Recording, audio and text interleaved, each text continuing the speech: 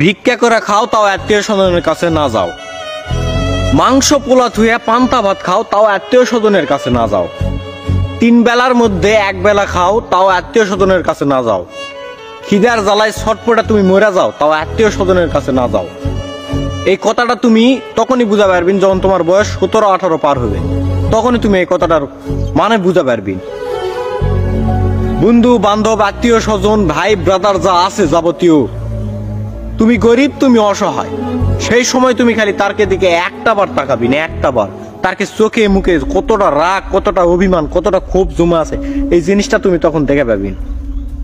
কারণ বর্তমান যে সময়, বর্তমান যে জেনারেশন, তোমার কাছে টাকা আছে মানে তোমার কাছে সবকিছু আছে, তুমি সব জায়গায় যাবেন, মান সম্মান মূল্য সব পাবি। তোমার কাছে টাকা নাই মানে তুমি একদম নিঃস্ব, তুমি কোনো জায়গায় যায় তুমি মান সম্মান কিচ্ছু পাবি না। টাকা সব, টাকাই সব। তোমার কাছে টাকা আছে তুমি আত্মীয় স্বজন সবার কাছে ভালোবাসা পাবি, তোমার কাছে টাকা নাই তুমি কোনো জায়গায় ভালোবাসা পাবি না।